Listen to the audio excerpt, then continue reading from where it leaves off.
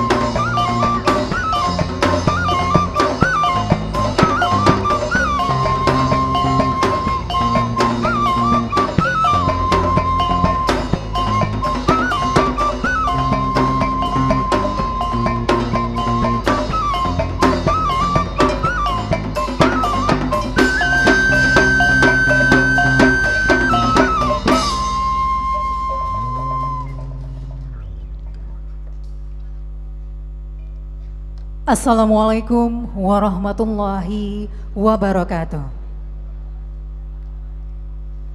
Selamat siang dan salam sejahtera. Yang terhormat Sekjen Kemenaker Republik Indonesia Bapak Anwar Sanusi PhD. Yang kami hormati Rektor Universitas Negeri Padang Bapak Profesor Ganefri PhD, Kepala Disnaker Trans Sumatera Barat, Direktur Poltek Naker, Kepala BNSP, Kepala BP3MI Sumatera Barat, Kepala BPFP Padang, Wakil Rektor, Dekan, Direktur Sekolah Pasca Sarjana, Kepala Lembaga, para Direktur, dan teristimewa adik-adik mahasiswa Universitas Negeri Padang yang berbahagia. Dengan mengucapkan puji dan syukur kepada Allah Subhanahu wa Ta'ala serta berharap ridho dan lindungannya, acara kuliah umum dengan tema Peluang dan Tantangan Pekerjaan di Era Society 5.0 Rabu 8 Mei 2024 di auditorium dimulai. Bapak dan Ibu serta undangan yang kami hormati, marilah kita dengarkan bersama pembacaan ayat suci Al-Quran oleh Saudara Deris Andika Putra.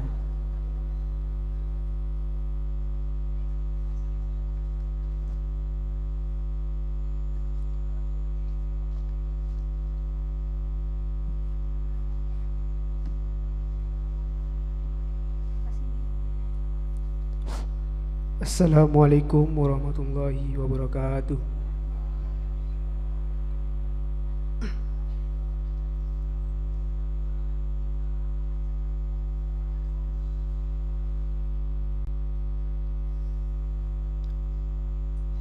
A'udzu billahi minasy syaithanir rajim.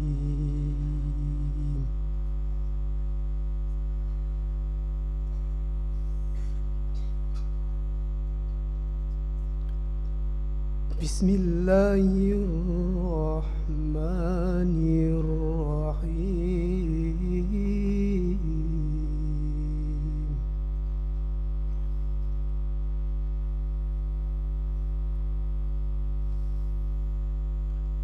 Walaqad mananna ala Musa wa Harun.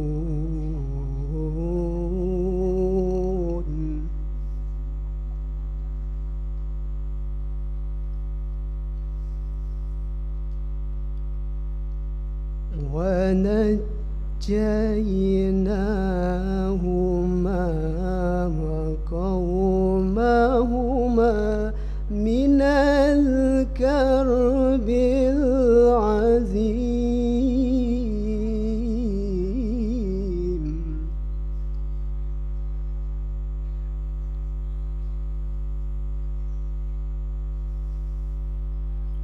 Wa nasarnahum fakanu humul ghalibin.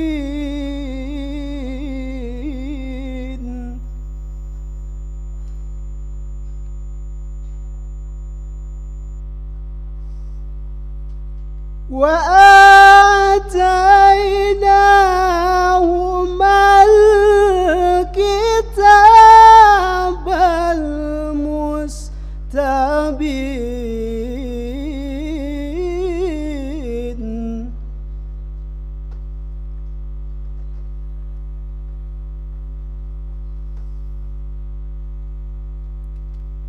Wa hadainahuma syiratal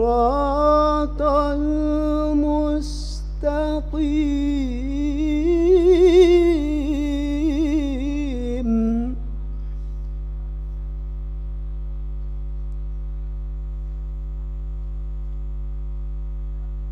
Wa tarakna alaihima fil akhirin.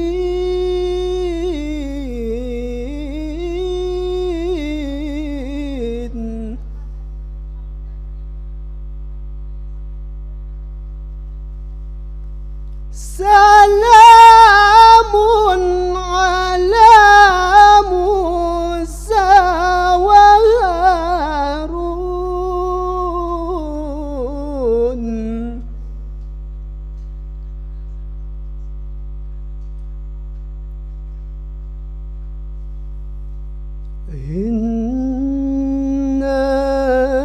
كذلك نجزي المحسنين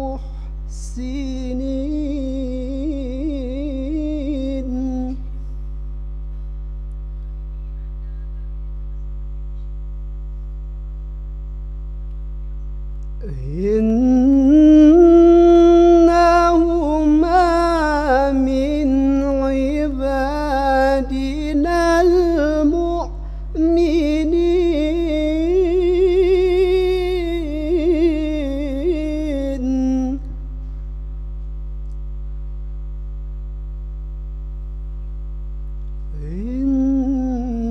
إنهما من عبادنا المؤمنين صدق الله العظيم. Assalamualaikum warahmatullahi wabarakatuh.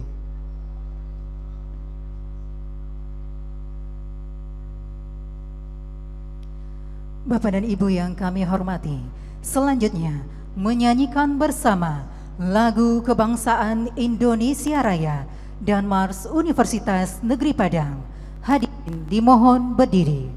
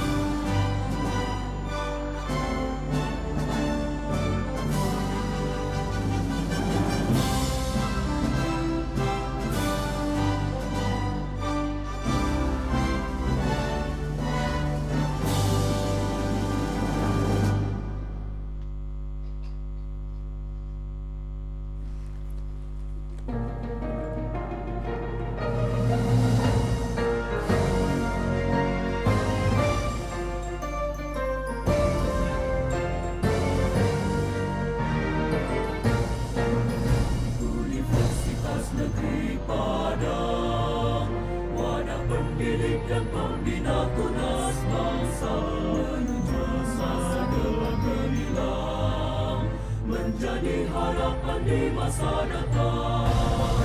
Universitas Negeri Padang, namamu ku junjung tinggi dan ku agungkan, membahana lagi Nusantara, berasa dan bangga menatap dunia, terasa angkasa irama, untuk mencapai cita-cita, berdasarkan pada pidana, wujud nyata pengabdian UNP.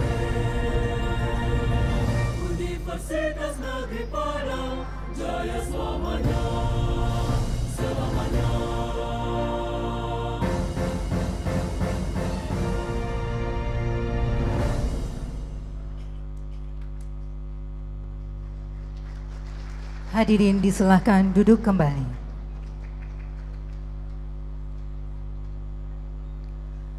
Bapak dan Ibu yang kami hormati, selanjutnya laporan pelaksana kegiatan oleh Kepala UPT PKK Universitas Negeri Padang kepada Ibu Dr. Heni Yustisia STMI. Kami persilakan.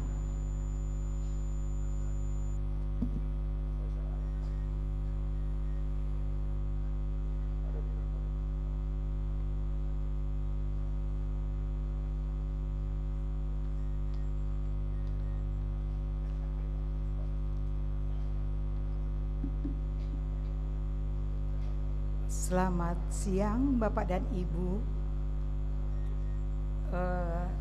Biar meriah kita kasih pantun sedikit ya, boleh?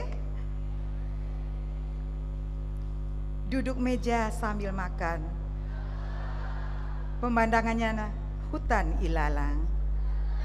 Beribu terima kasih kami haturkan teruntuk Bapak dan Ibu yang telah datang.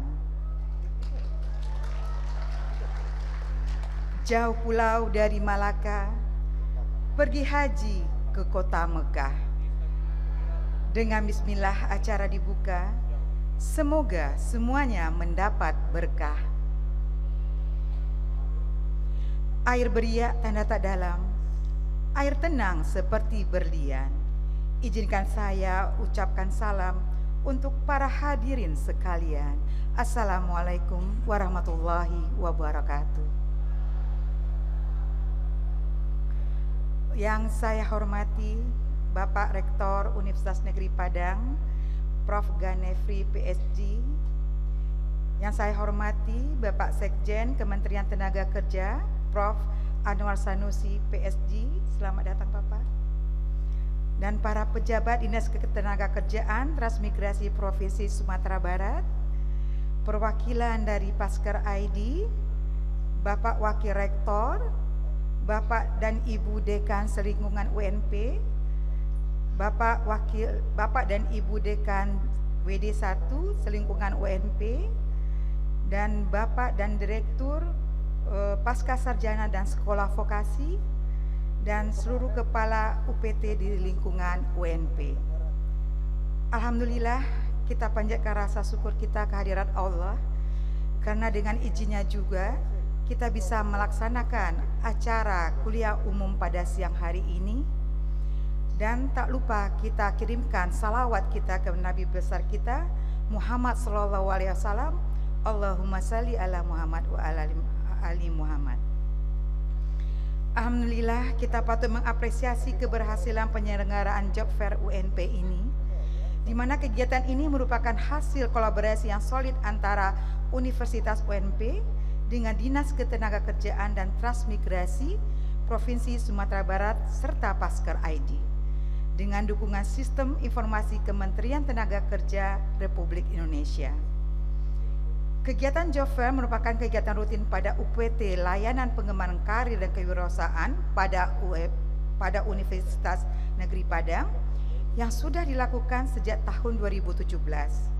Di mana pada tahun 2017 sampai 2019 kita melaksanakan secara offline, sedangkan tahun 2021 sampai 2023 kita menyelenggarakan secara online.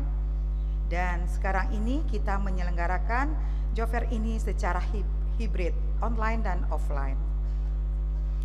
Pada kegiatan ini kita telah melibatkan partisipasi aktif dari 50 perusahaan yang membuka stand di lokasi Job Fair untuk proses rekrutmen secara offline.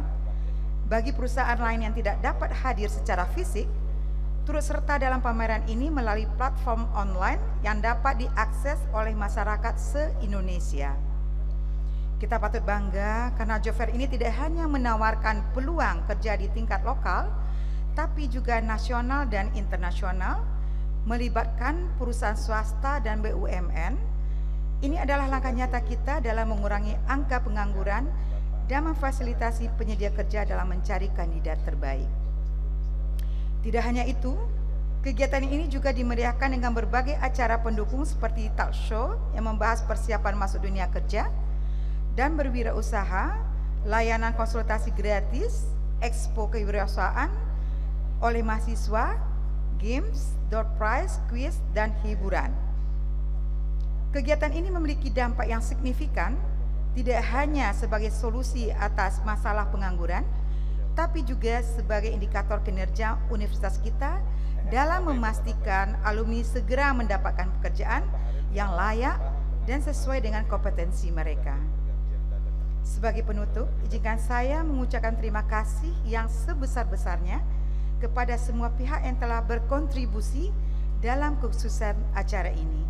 Semoga Allah SWT senantiasa memberikan setiap langkah kita dan menjadikan job fair ini sebagai awal dari banyak kesuksesan yang akan datang.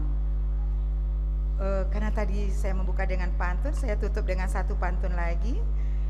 Pergi memancing ikan nila, nila dipancing di hari senja. Salam undur diri dari saya untuk Bapak dan Ibu semuanya.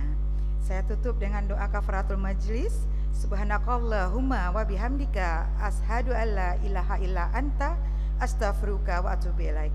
Wassalamualaikum warahmatullahi wabarakatuh.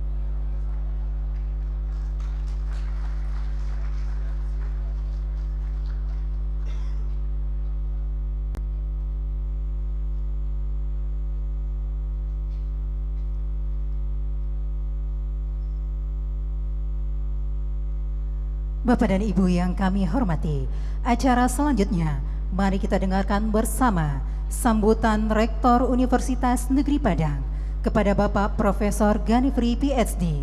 Kami persilakan.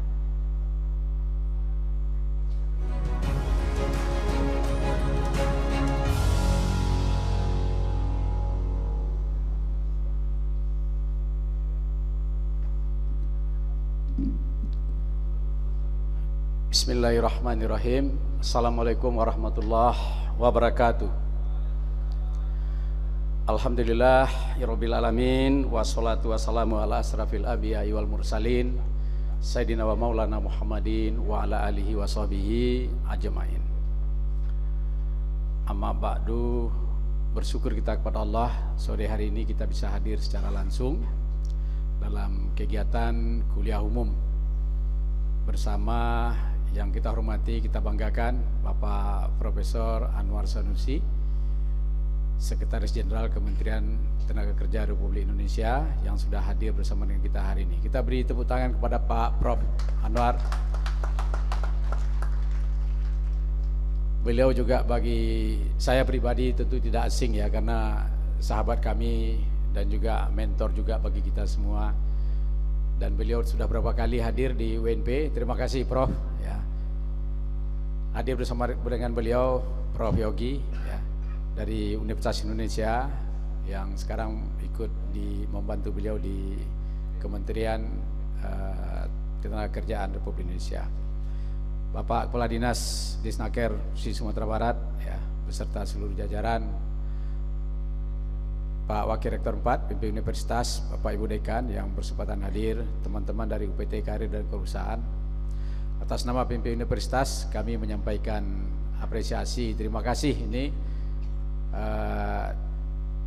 terutama kepada Kementerian Ketenagakerjaan Republik Indonesia dan juga Dinas Disnaker Provinsi Sumatera Barat beserta UPT Karir Kewirausahaan yang hari ini kita bisa melaksanakan job fair, dan saya kira ini adalah momen yang sangat penting. Tentu kita berharap kegiatan ini bisa secara rutin Pak Sekjen kita lakukan di UNP, dan kami siap mensupport karena ini juga memberikan informasi yang baru kepada anak-anak kami ya, terutama lulusan-lulusan dari perguruan tinggi dari manapun bisa mendapatkan informasi yang akurat terkait dengan peluang kerja, peluang dalam bidang apa saja yang bisa dimanfaatkan oleh adik-adik mahasiswa dan juga lulusan daripada perguruan tinggi. Saya kira ini salah satu kegiatan yang sangat besar manfaatnya. Oleh sebab itu kami dari Universitas Negeri Padang sangat mendukung dan sangat mensupport kegiatan job fair ini. Mudah-mudahan ini bisa menjadi agenda tahunan nih Pak Sekjen ya, dan juga Pak Kadis, Pak Nizam ya. Jelas UPT Karir ini kami di UNP pun selalu mengalokasikan anggaran untuk mendukung kegiatan ini. Dan adik-adik mahasiswa, karena ini adalah kesempatan bagi kita dan juga alumni yang hadir hari ini ada kesempatan juga rekrutmen secara terbuka, ya, bisa didapatkan informasi yang lebih komprehensif. Dan saya kira kita saat ini sedang proses pemilihan rektor dan baru saja selesai, ya, dan sudah terpilih rektor yang baru ini yang akan menggantikan saya nanti di bulan Juni 2024, ya, itu Bapak Dekan Fakultas Teknik Universitas Negeri Padang, ya.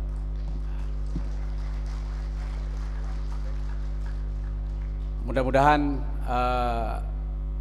dengan pimpinan yang baru nanti tentu dengan inovasi baru, dan kita harapkan universitas bisa bergerak lebih lincah lagi, lebih agile, ya, untuk menatap masa depan yang saya kira dengan penuh tantangan, terutama di era Society 5.0 ini. Oleh sebab itu, mari nanti kita dengarkan, adik-adik manfaatkan ya, kuliah umum dengan Pak Prof. Anwar Sanusi. Beliau punya pengalaman segudang, ya. Oleh sebab itu ini kesempatan yang sangat luar biasa, dan saya mohon izin sebentar nanti Prof, ya, karena setelah ini saya harus menutup rapat MBA Majelis Wali Amanat yang sedang berlangsung saat ini, karena kebetulan hadir Pak Menteri SDM dan Pak Dirjen Dikti. Oleh sebab itu saya mohon izin setelah memberikan sambutan ini. Saya kira itu saja yang dapat saya sampaikan, dan sekali lagi mudah-mudahan kegiatan ini bisa berjalan dengan baik. Yang kemarin sudah dibuka oleh Pak Gubernur Provinsi Sumatera Barat, Pak, kegiatan job fair ini, ya. Saya kira itu saja. Terima kasih. Wallahu muwaffiq ila aqwamit thoriq. Assalamualaikum warahmatullahi wabarakatuh. Bapak dan Ibu yang kami hormati, acara selanjutnya adalah penyerahan plakat dari Universitas Negeri Padang kepada Sekjen Kementerian Ketenagakerjaan Republik Indonesia. Untuk itu dengan hormat kepada Bapak Profesor Anwar Sanusi PhD dan Bapak Profesor Ganefri PhD untuk mengambil tempat.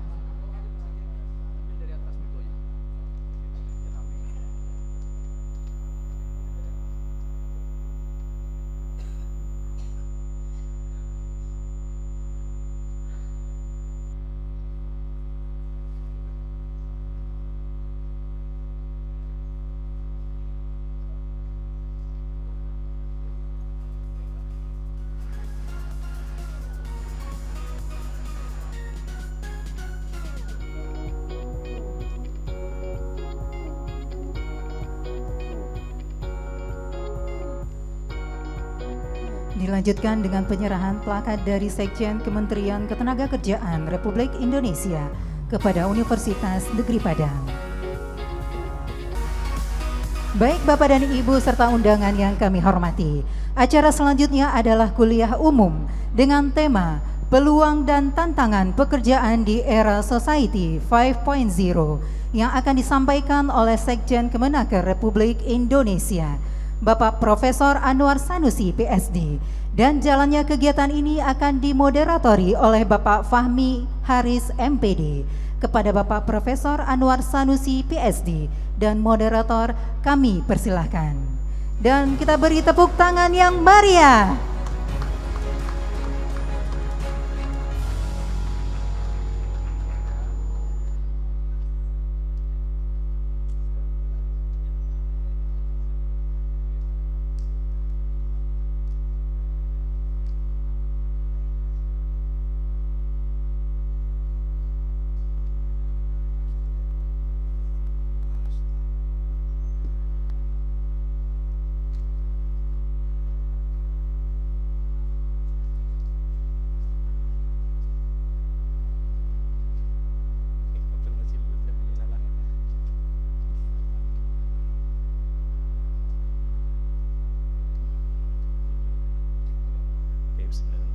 Assalamualaikum warahmatullahi wabarakatuh.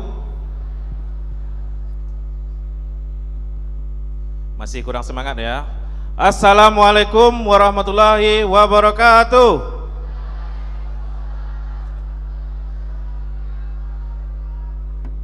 Oke, tepuk tangan pemateri kita sudah hadir pada siang hari ini, yaitu Profesor Dr. Anwar Sanusi PhD, yang mana sangat spesial sekali dan banyak sebenarnya yang mau kita ambil di sini. Pertama-tama sebelum kita mulai acara kita, yaitu yang sama-sama kita hormati, yaitu Bapak Rektor Universitas Negeri Padang, Profesor Dr. Andes Ganefri PhD. Selanjutnya Kepala Disnaker Sumatera Barat, yaitu Insinyur Nizam Ul Muluk MSI. Ya. Selamat datang Pak. Kemudian yang sama-sama kita hormati, yaitu Direktur Polteknaker, Profesor Dr. Yoki Yulizar MSc. Ya. Selamat datang Pak. Yang sama-sama kita hormati yaitu Kepala BNSP Bapak Samsi Hari SEMM, dan yang sama-sama kita hormati Kepala BP3M MI Sumatera Barat dan Kepala BPFI Padang, Wakil Rektor 1, 2, 3, dan 4 Universitas Negeri Padang. Yang sama-sama kita hormati juga yaitu Bapak Dekan dan Direktur Sekolah Pascasarjana, Ketua LPPM dan LP3S, dan hadirin yang berbahagia yang sudah hadir pada siang hari ini. Nah, sebelum kita mulai masuk kepada kuliah umum, ini kita izin membacakan sedikit CV ya, riwayat karir ya, itu Bapak Profesor Anwar Asamsuri PhD, yang mana beliau adalah kelahiran November tanggal 17 1968 ya Prof ya. Nah, beliau juga Doctor of Philosophy in the Public Policy from National Graduation Institute for Policy Studies di Jepang ya Bro. Ya, di Jepang. Ya, tepuk tangan untuk Profesor. Nah, beliau ini S1 dan S2-nya di Jepang, dan itu lulusan S1-nya di Universitas Gajah Mada ya Prof ya. Di Universitas Gajah Mada, yaitu ilmu politik, dan S3 di Jepang juga ya Prof. Nah, sekarang posisi beliau adalah Sekretaris Jenderal di Ministry of Manpower ya, Kemnaker ya, tepuk tangan untuk beliau. Mungkin sedikit saja saya bacakan karena pengen waktu ya Prof. Nah, itu jadi di sini kita akan melaksanakan perkuliahan umum. Ya, gimana, udah siap untuk kuliah umum pada hari ini? Kurang semangat, udah siap? Siap, oke. Nah, jadi kita kuliah umum pada siang hari ini, yaitu materinya yang disampaikan oleh Profesor Anwar Sanusi, yaitu tentang peluang dan tantangan dunia kerja di era digital 5.0 society. Dan adapun yang nanti akan disampaikan oleh Profesor Anwar Sanusi tentunya tentang bagaimana kondisi ketenaga kerjaan kita pada saat ini, peluang dan tantangan dunia kerja, dan kebijakan pemerintah tentang Indonesia dunia kerja pada saat ini. Dan untuk menghemat waktu, baiklah kita persilahkan saja kepada Bapak Profesor untuk mengambil tempat.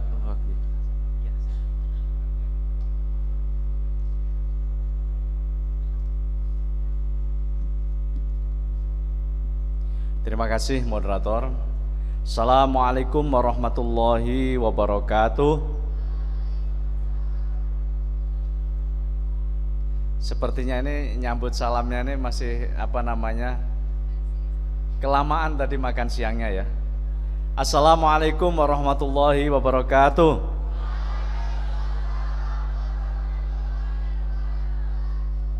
Terima kasih, selamat siang dan salam sejahtera untuk kita sekalian. Yang saya hormati Kadisnaker Trans Sumatera Barat, Bapak Insinyur Nizamul Muluk MSI. Kemudian yang saya hormati Kepala Dinas Tenaga Kerja Kota Padang, matur nuwun, makasih. Kemudian juga yang saya hormati hadir di sini para pimpinan Universitas Negeri Padang, Bapak Wakil Rektor 1, 2, 3, dan 4, serta para dekan, kemudian Direktur Sekolah Pascasarjana, Direktur Sekolah Vokasi, Ketua LPPM, LP3S, UNP, Ibu Eni, selaku UKK, unit UPT PKK, unit pelaksana teknis pengembangan karir dan kewirausahaan. Kemudian juga hadir di sini kolega kami ya dari Kementerian Ketenagakerjaan, hadir Direktur Politeknik Ketenagakerjaan Profesor Yogi Yulizar, kemudian juga dari Pasker Pusat Pasar Kerja, hadir juga Kepala BP 3MI Sumatera Barat Pak Bayu, matur nuwun Pak Bayu Aryadi, kemudian juga hadir Kepala Balai Pelatihan Vokasi dan Produktivitas Pak Eka, dan tentunya mohon maaf para hadirin dan hadirat yang tidak bisa kami sebutkan satu persatu, namun demikian tidak mengurangi rasa hormat kami kepada Bapak Ibu sekalian. Dan juga yang saya cintai, yang saya banggakan, adik-adik mahasiswa Universitas Negeri Padang yang saat ini tentunya baik yang sedang melakukan touring untuk melihat berbagai informasi terkait dengan kira-kira peluang kerja, dan juga yang sedang bersama-sama kita membahas terkait dengan peluang dan tantangan kerja saat ini dan yang akan datang. Ini adalah kesempatan saya yang kedua kali saya berada di sini untuk menyampaikan tentunya adalah peluang dan tantangan dan kebijakan ketenagakerjaan yang saat ini sudah diambil dan menjadi respon dalam rangka tadi menjawab tantangan dan peluang ketenagakerjaan. Dan kali ini saya lebih fokus terutama adalah di dalam era Society 5.0. Saya rasa kita semua tahu bahwa era Society 5.0 ini adalah bersamaan dengan era revolusi industri 4.0, yang mana memang era ini sangat ditandai dengan begitu masifnya peran teknologi informasi, Internet of Things, internet adalah segalanya, untuk kita melaksanakan aktivitas kehidupan. Bahkan itu membentuk tadi adalah Society 5.0, yakni adalah masyarakat yang memang sudah terhubung lewat yang namanya internet tadi, sehingga betul-betul ketika dia melakukan aktivitasnya ini sangat tergantung dengan adanya teknologi informasi. Sehingga tentunya kita akan bertanya, kira-kira peluang dan tantangan ketenagakerjaannya seperti apa? Kalau sudah ada peluang, kalau sudah ada tantangan, tentunya respon kita apa yang harus kita lakukan agar yang namanya peluang ini betul-betul bisa kita manfaatkan, agar tantangan ini bisa kita jawab dengan begitu tepat. Dan salah satu yang kita lakukan ini adalah kita ingin mendekatkan antara tadi sisi demand dan suplai ketenagakerjaan dalam bentuk job fair yang kemarin sudah dibuka oleh Pak Gubernur dan saat ini sedang berlangsung. Untuk membahas satu tema ini, saya coba untuk membagi ke dalam 3 kelompok. Yang pertama, kami ingin menyajikan kondisi ketenagakerjaan di Indonesia, kemudian peluang dan tantangan di era digital, dan yang terakhir adalah apa kebijakan pemerintah yang diambil untuk merespon kondisi tersebut. Saya ingin menyampaikan sebuah data dan informasi, dan data dan informasi ini adalah sesuatu yang memang akan menjadi perenungan bagi kita. Kira-kira dengan kondisi seperti ini apa yang akan kita laksanakan? Pertama, kami ingin menyampaikan tren angkatan kerja dalam 15 tahun terakhir dalam berbagai kategori. Yang pertama adalah dari sisi tingkat pendidikan. Kalau kita lihat tingkat pendidikan 15 tahun terakhir ini ada sebuah tren, ada sebuah gejala yang mulai membaik terutama dari sisi komposisi. Kalau pada tahun 2009 ini 68,9% atau hampir 69%, ini adalah didominasi oleh angkatan kerja yang berpendidikan SMP ke bawah. Kemudian yang komposisi SMA SMK ini adalah 25% pendidikan diploma dan perguruan tinggi atau pendidikan tinggi hanya 7,5%. Kondisi ini berangsur membaik. Kalau data terakhir 12,7 adalah pendidikan tinggi, kemudian 33,8 ini adalah SMA dan SMK. SMP ke bawah ini semakin menurun tapi masih mayoritas karena 53,44%. Ini adalah postur, ini adalah gambaran dari tingkat nasional. Kalau kita lihat dari pedesaan dan perkotaan, ternyata yang namanya ada pergeseran. Kalau dulu banyak angkatan kerja ini bekerja di pedesaan, 2009, saat ini kebalik. Banyak yang namanya pedesaan semakin mengecil, perkotaan itu semakin besar. Kalau di pedesaan saat ini, kalau yang sebelumnya 57,52, saat ini kalau pedesaan ini adalah 57,52, saat ini 42,94. Perkotaan sebelumnya 42, ini menjadi 57. Jadi angkanya adalah berbalik. Kemudian data berikutnya. Ini menggambarkan bagaimana penduduk bekerja di perkotaan dan di pedesaan. Kalau kita lihat, ternyata orang yang bekerja di pedesaan ini semakin menurun, sementara orang yang bekerja di perkotaan ini semakin meningkat. Artinya pedesaan ini menjadi sesuatu mungkin yang kurang menarik lagi untuk menjadi titian karir bagi para angkatan kerja, terutama adalah angkatan kerja muda kita. Dan itu tercermin dari sisi komposisi yang namanya angkatan kerja.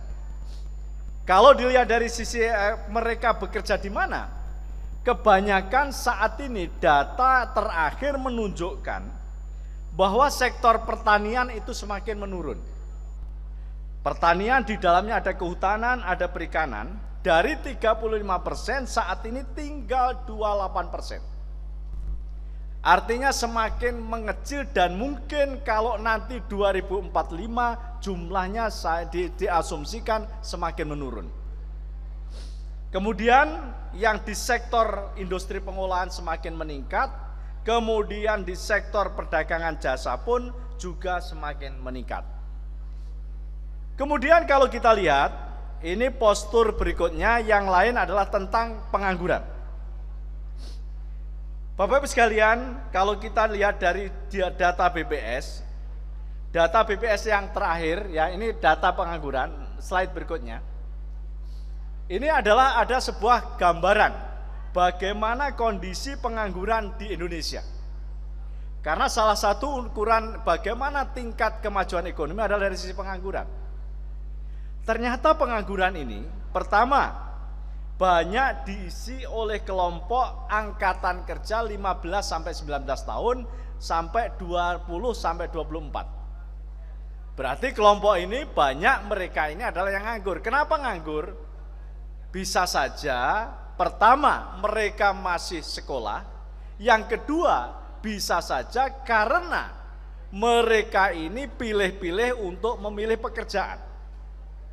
Jadi misalnya adalah sudah lulusan SMK, lulusan SMA, karena dia tidak mau di dalam sektor yang sifatnya tadi sektor primer, maka dia memilih untuk yang di situ adalah sektor yang lebih tinggi. Padahal dari sisi keterampilan, ini belum mencukupi atau memenuhi kualifikasi dari tuntutan kerja tersebut. Kemudian kalau dilihat dari sisi lulusan, ya, kalau dari sisi lulusan adik-adik semuanya, ini datanya cukup memberikan tantangan bagi kita. Ternyata lulusan perguruan tinggi ini cukup besar mengisi proporsi tingkat pengangguran terbuka. Angkanya adalah 5,18%. Memang lebih rendah dibanding mereka yang di sini adalah lulusan dari SMA dan SMK. Tapi ini adalah merupakan sebuah tantangan bagi kita. Sehingga apa yang kita lakukan hari ini, tadi sudah saya sampaikan, kita ingin mendekatkan dari sisi, terutama adalah, nah di sini adalah penerima pekerjaan. Perusahaan-perusahaan kita undang untuk betul-betul menyampaikan informasi kira-kira yang namanya lowongan pekerjaan apa yang tepat, dan tentunya bagi yang akan lulus atau bagi yang telah lulus, dia tahu apa yang harus disiapkan. Bahkan bagi awal mahasiswa pun, ini akan mengetahui kira-kira ke depan apa yang harus dilakukan agar dia bisa berkompetisi di dalam pasar kerja. Ini Bapak sekalian, kalau dilihat dari sisi pedesaan dan perkotaan, ya, ternyata di perkotaan banyak yang nganggur dibanding pedesaan.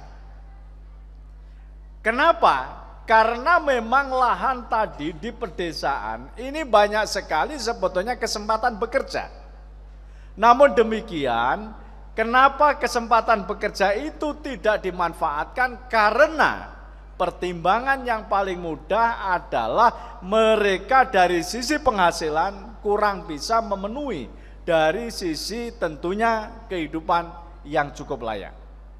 Dan ini tantangan bagi kita semuanya. Pertama adalah bagaimana menciptakan desa lebih menarik. Yang kedua tentunya adalah bagaimana menyediakan di sini lapangan pekerjaan yang cukup untuk di perkotaan.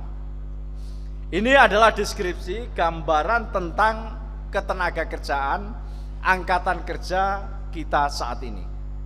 Adik-adik semuanya, mudah-mudahan informasi ini cukup menggambarkan kira-kira saya nanti masuk dalam kelompok mana, apa yang harus saya lakukan. Nah, saya selanjutnya ingin menyampaikan terkait dengan peluang dan tantangan di dalam ketenaga kerjaan, terutama di era digital ini. Saya ingin menyampaikan pertama adalah peluang dari sisi demografi kita. Alhamdulillah, adik-adik ketika saat ini mau lulus, ini mewakili sebuah kondisi, sebuah masa di mana proporsi dari Anda semua ini adalah sangat besar. Usia produktif adalah sangat tinggi. Slide berikutnya. Nah, ini yang next. Ini gambar ini menggambarkan sebuah katakanlah grafik, membuat figur bagaimana Indonesia ini saat ini mendapatkan sebuah berkah, sebuah rahmat bahwa penduduknya ini banyak sekali diisi oleh penduduk usia produktif. Hal yang lain terjadi kebalikannya di negara-negara lain. Jepang saat ini adalah dia mengalami namanya adalah penduduk yang menua, aging population. Negara-negara Eropa, Jerman, kemudian Inggris, kemudian Swedia, Austria, dan lain sebagainya, mereka mengalami saat ini penduduknya banyak yang menua. Banyak menua artinya apa? Mereka ini tidak istilahnya punya kesempatan lagi, punya energi lebih untuk bisa melakukan tugasnya secara optimal. Saya rasa itu adalah siklus alami yang kalau seandainya kita semua akan menghadapi. Adik-adik semua, kalau saya ibaratkan Anda semua ini masih menjelang zuhur. Kalau kami ini sudah masuk asar, bahkan ada beberapa mungkin sudah menjelang maghrib. Sehingga ketika kita kondisi seperti itu, tentunya kita tidak akan punya beberapa di sini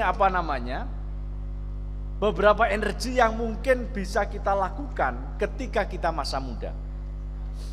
Makanya ada satu hadis yang pernah saya pelajari.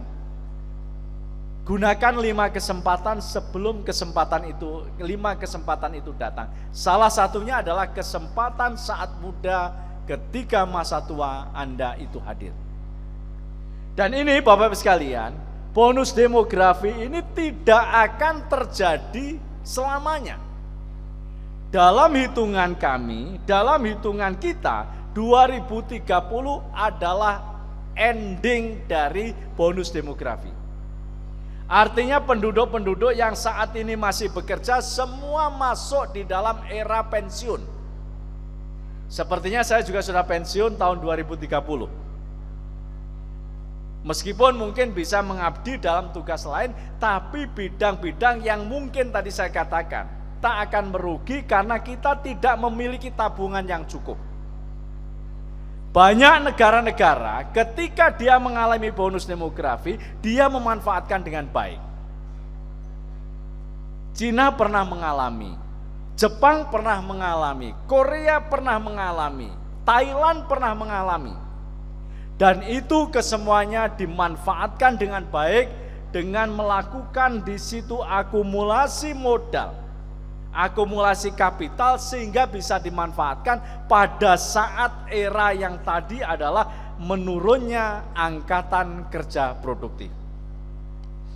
Nah, adik-adik semua, Bapak-Ibu sekalian yang saya cintai, yang saya hormati, kita melihat yang tantangan berikutnya adalah tantangan ketenaga kerjaan.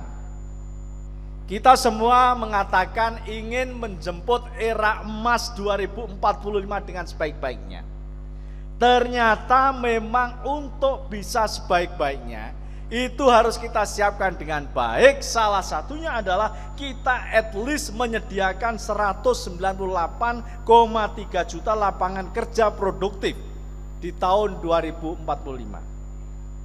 Saat ini kalau kita lihat komposisi penduduk, kita masih menyediakan 149 juta. 149 juta usia produktif, 142 juta bekerja, pengangguran 7,2 juta orang yang nganggur atau setara dengan 4,88%. Nah, ini tantangan kita. Jadi kalau saat ini adalah 149, kalau 98 berarti kurang lebih kita butuh kurang lebih hampir 50 juta orang bekerja. Kalau orang bekerja tentunya kita berpikir bagaimana yang namanya di situ sektor-sektor usaha tumbuh dan berkembang sehingga menyerap angkatan kerja. Dan kita melakukan di sini prediksi ya. Keahlian tenaga kerja ini harus disiapkan dengan matang karena skenarionya 2045 ini diperkirakan 9,9% ini adalah di sektor pertanian, 23,5% sektor pengolahan, 64,8% adalah sektor jasa. Saat ini sektor pertanian tadi saya sampaikan masih 28%. Nah, ini yang tantangan kita. Tantangan berikutnya, ini adalah bagaimana perubahan jenis pekerjaan dan juga adopsi dari yang namanya tempat kerja. Jadi adik-adik semuanya, era saat ini dan ke depan karena begitu masifnya teknologi informasi digunakan, ini membuat banyak pekerjaan itu hilang. Terutama pekerjaan-pekerjaan yang menggunakan manual diganti dengan pekerjaan-pekerjaan yang sifatnya menggunakan teknologi informasi, bahkan adalah artificial intelligence. Jadi kalau sudah artificial intelligence, tentunya di sini mungkin peran manusia semakin lama akan semakin berkurang. Dan itu dengan kata lain akan membuat pekerjaan-pekerjaan itu berkurang. Tapi jangan khawatir, banyak pekerjaan baru itu akan tumbuh pula. Tentunya bagi kita adalah, pertanyaan adalah bagaimana kita bisa menyiapkan ke dalam pekerjaan-pekerjaan yang tumbuh tersebut. Makanya di sini kalau pekerjaan yang tumbuh kami melihat ada beberapa. Next slide ya. Ini ada 10 sektor yang kami melihat. Mudah-mudahan 10 sektor itu juga muncul tadi di dalam job fair ini. Ada 10 misalnya perusahaan berdasarkan misalnya berbasis teknologi informasi dan komputasi, TIK. Kemudian jasa keuangan, retail, kemudian makanan dan minuman, media penerbitan dan retail, kemudian perhotelan dan akomodasi, sampai kepada logistik. Ini adalah 10 sektor yang kami amati saat ini dan mungkin ke depan menjadi satu permintaannya sangat tinggi. Sehingga tentunya adik-adik yang saat ini kira-kira bekerja, sedang belajar, ini kira-kira apa yang mungkin saya bisa menyiapkan dengan baik. Dari 10 itu, apakah mungkin di TIK-nya ataukah mungkin di manufaktur? Bahkan yang namanya kecantikan juga ini adalah termasuk demand-nya cukup tinggi. Kami mungkin generasi saya, generasi Pak Kadisnaker ya, sama mungkin ya, itu tidak pernah mengenal dulu namanya istilah MUA. MUA itu apa? Make up artist itu loh. Gak ngerti ya, kalau misalnya ibu saya mau pergi ya udah dandan sendiri selesai. Sekarang ternyata enggak, banyak sekali yang mua-mua itu yang menjadi sebuah profesi dan lumayan sangat besar. Saya tanya kepada istri saya iseng aja lah, berapa sih itu untuk mua itu? Katanya minimal 400.000 Pak sekali datang. Kalau datang misalnya sekali sehari dapat 4, sudah 1,6 juta Pak. 1,6 juta per hari.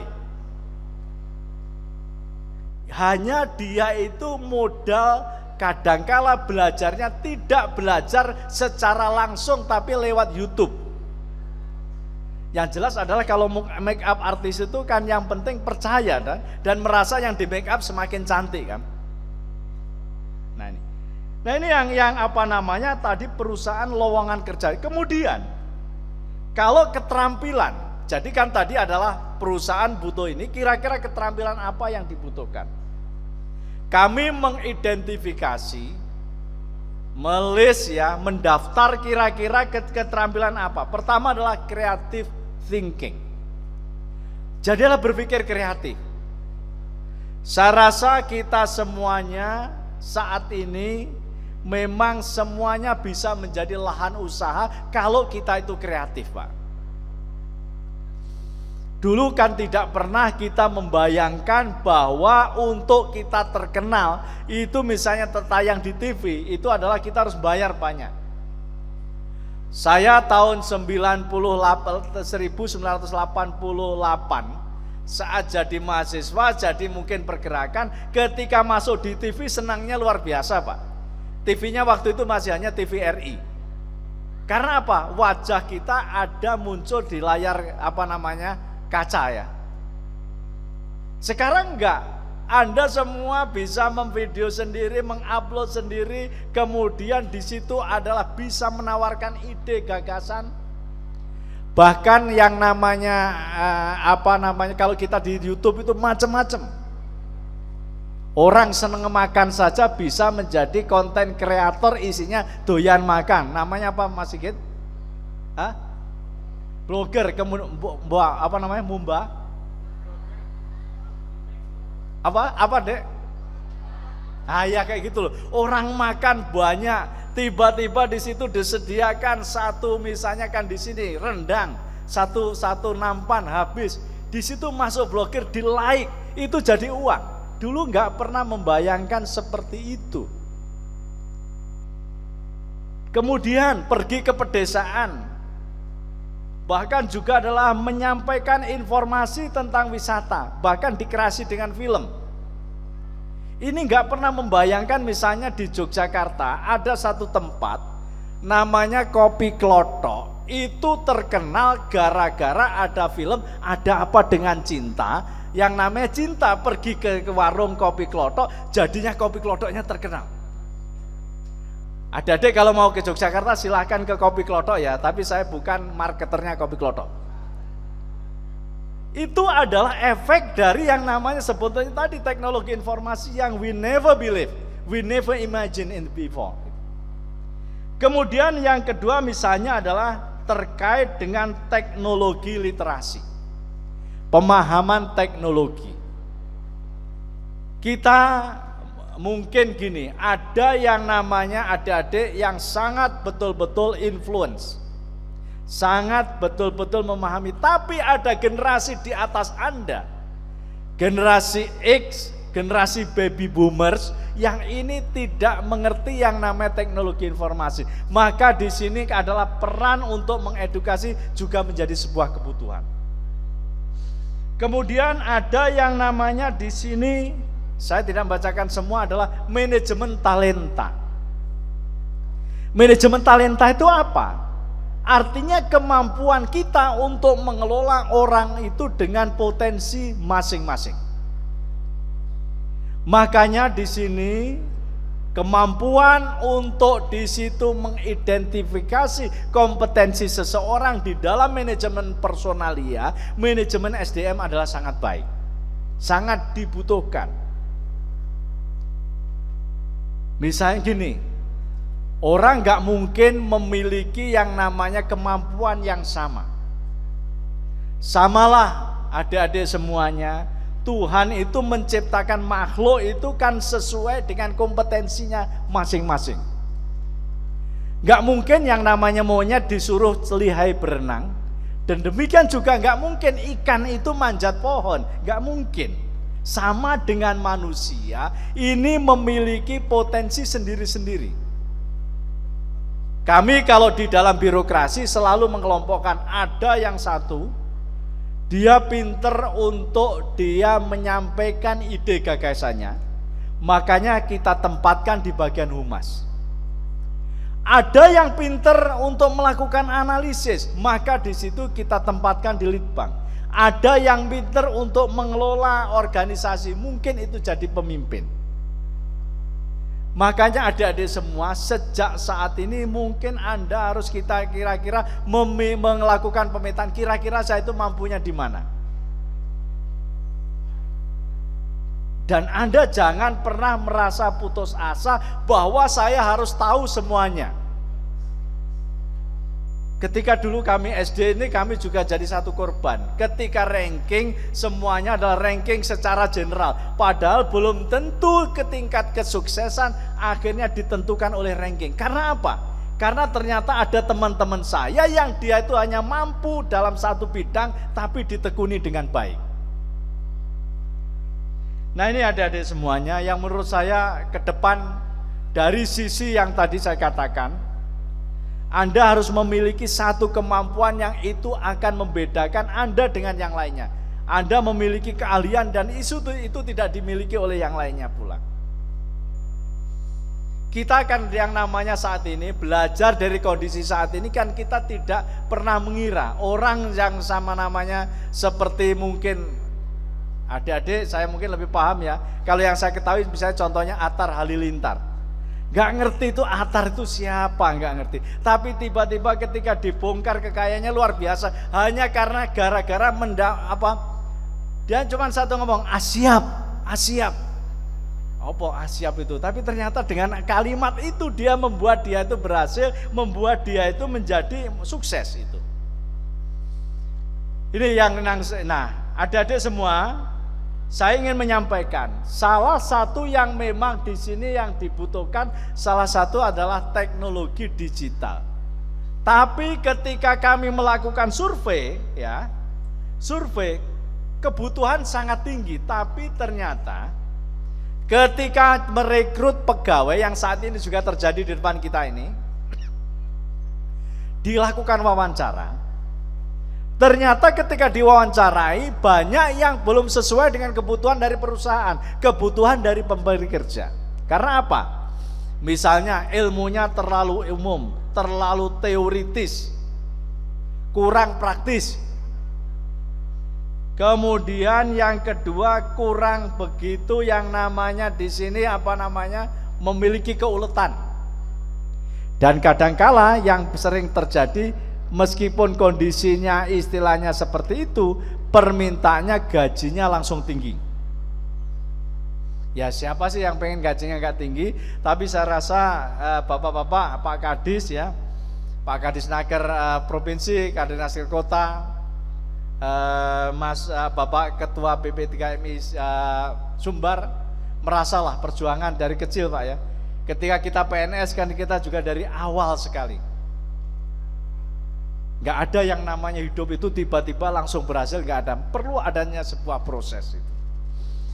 Nah, Bapak-Ibu sekalian yang saya hormati, tantangan berikutnya yang menurut saya ini yang harus direspon dengan sangat baik adalah terkait dengan kondisi yang namanya pekerjaan ini tidak harus kita lakukan dari rumah. Dari tempat kerja. Ini semakin ada fenomena yang saat ini terjadi dengan adanya dampak digitalisasi tadi adalah semakin cairnya konsep tempat kerja. Diperkenalkan namanya remote working. Coba slide berikutnya. Next. Nah, ini remote working itu apa? Remote working itu gini. Anda bekerja tapi tidak harus berada di tempat di mana perusahaan itu ada. Nggak perlu ngantor lah bahasa simpelnya. Anda perlu hanya ada di tempat Anda tinggal saja. Ini kami melakukan listing, ada beberapa perusahaannya sekarang ketika melakukan yang namanya tadi pembukaan lowongan kerja, dia mengatakan adalah silakan bekerja secara remote. Remote itu adalah Anda tidak perlu datang di kantor setiap hari, mungkin hanya setiap 1 minggu sekali, bahkan mungkin bisa saja adalah sebulan beberapa kali. Tapi yang jelas Anda termonitor dari sisi apa yang akan Anda lakukan.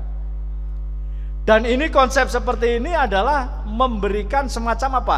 Yang namanya mencairkan batas-batas yang namanya yurisdiksi negara.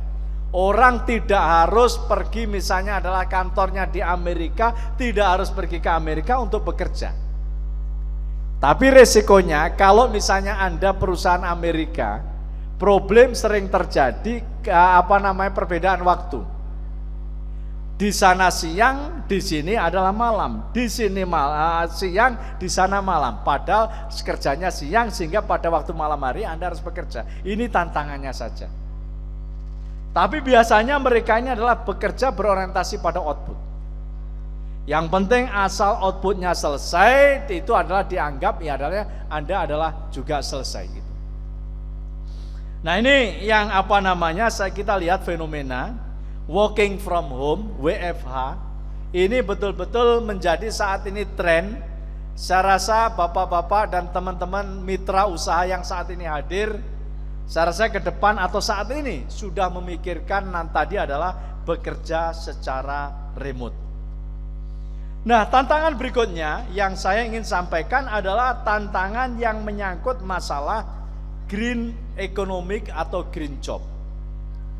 Jadi gini, alam yang kita tempati ini, dunia yang kita tinggali ini, Bapak-Ibu sekalian dan adik-adik semuanya, semakin lama semakin mengalami yang namanya kemampuan untuk bisa menyediakan secara sama dibanding generasi sebelumnya. Kalau nggak salah penduduk saat ini sudah sekitar mungkin 7-8 miliar.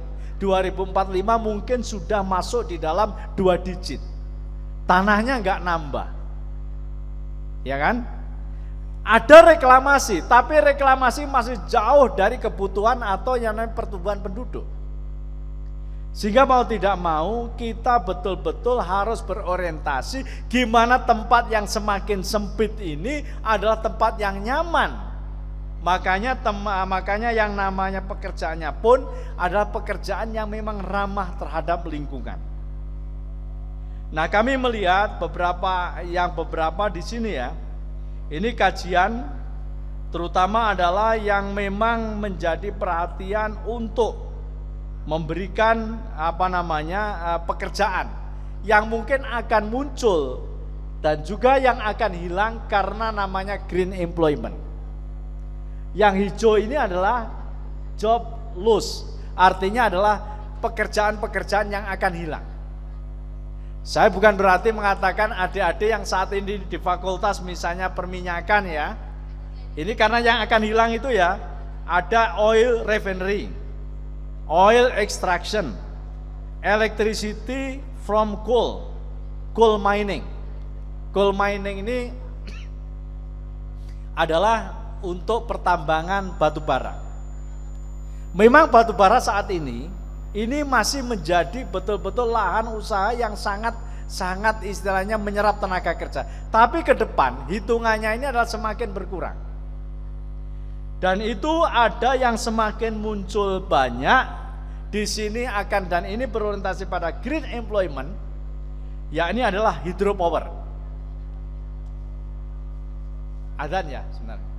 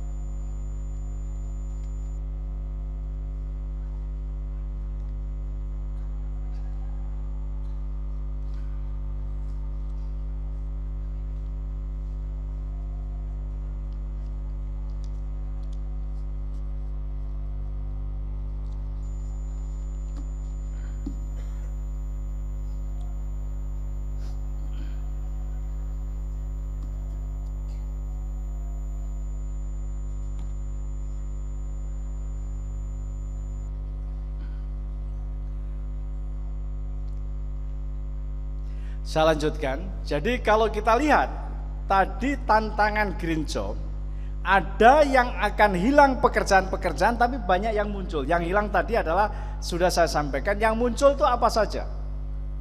Hydropower.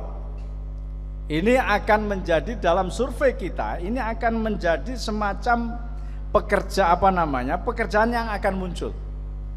Bahkan semakin besar. Bagaimana kita memanfaatkan namanya kekuatan air yang tentunya kita ini memiliki potensi menjadi sumber energi. Kemudian adalah pertanian. Kemudian adalah solar cell, solar electricity. Memang salah satu tantangan katanya ya, kenapa Indonesia yang selama setahun betul-betul kita mendapatkan namanya di sini anugerah sinar matahari, tapi belum optimal karena ada beberapa hal yang perlu kita lakukan peningkatan.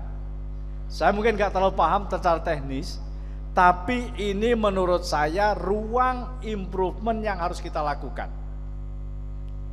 Karena ini jelas yang paling ramah, Bapak Ibu sekalian, adik-adik semua. Kemudian manufacture of electrical machinery. Jadi adalah tergantung mesin elektris untuk manufaktur dan juga konstruksi. Nah, menurut ILO, penerapan kebijakan yang tepat untuk mempromosikan green economy ini mampu menciptakan 24 juta lapangan kerja pada tahun 2030. Ini prediksi ILO. Jadi kalau dengan demikian kira-kira gimana tentunya kita ini bisa betul-betul bisa memanfaatkan kondisi ini dengan sebaik-baiknya. Bagian terakhir ingin saya sampaikan terkait kebijakan pemerintah di bidang ketenagakerjaan. Kira-kira apa saja, next slide, yang kita lakukan untuk bidang ketenagakerjaan. Jadi kalau kita lihat bidang ketenagakerjaan kita, ini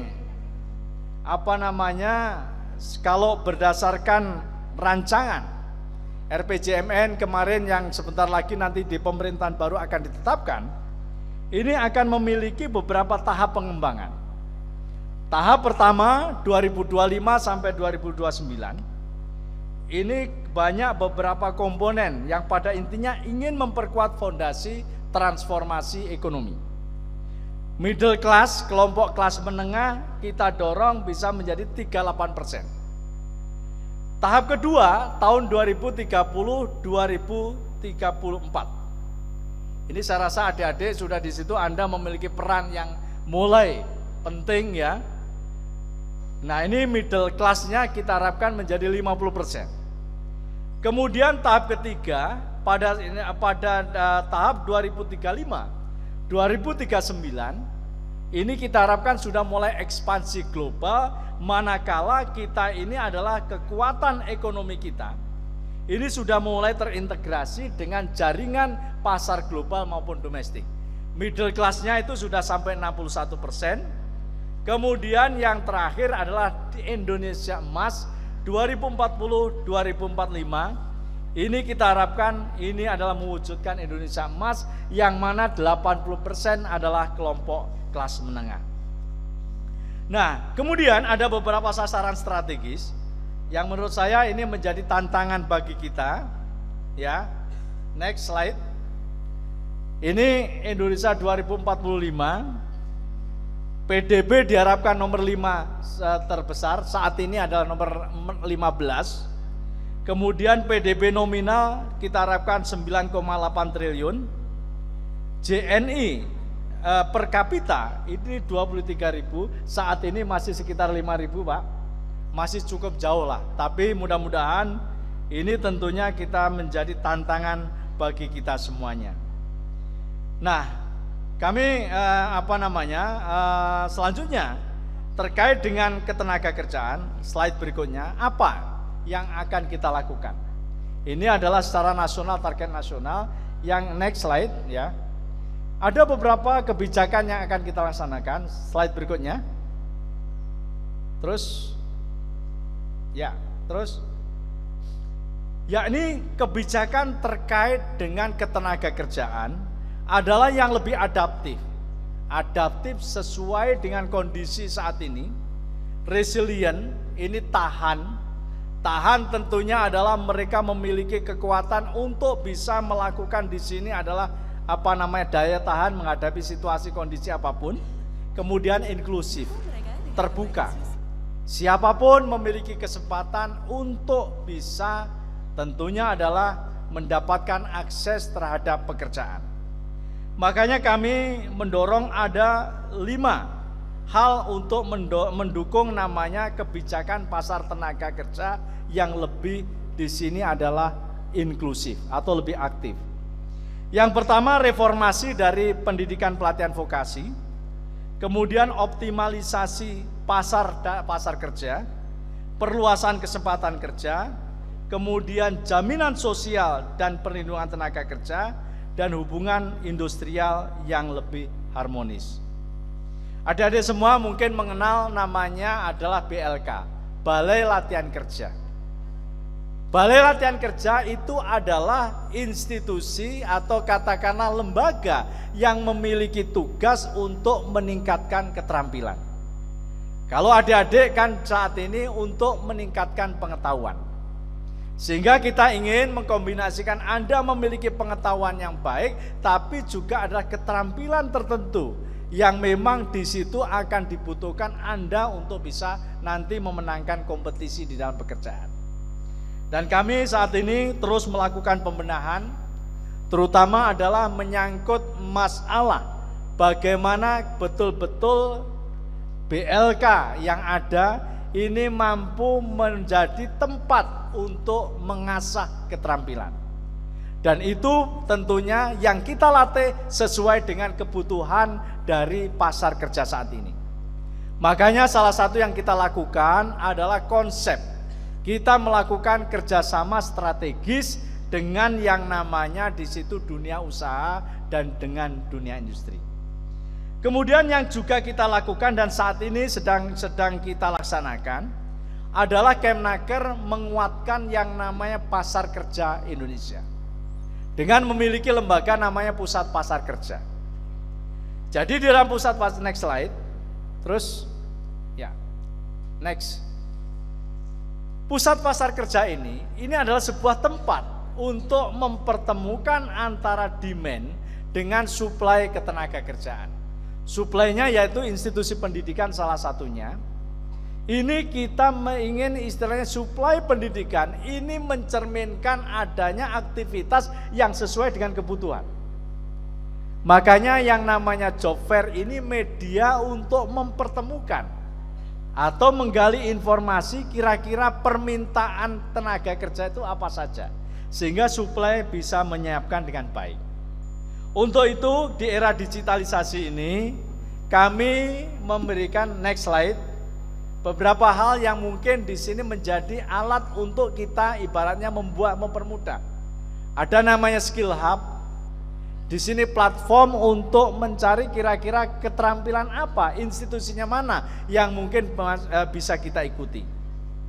Kemudian Serti Hub untuk di situ informasi untuk sertifikasi. Kemudian Karir Hub yang saat ini pusat pasar kerja. Dan yang terakhir adalah Biz Hub. Ini adalah pilar penting dari kami untuk memperkuat link and match dari pasar tenaga kerja.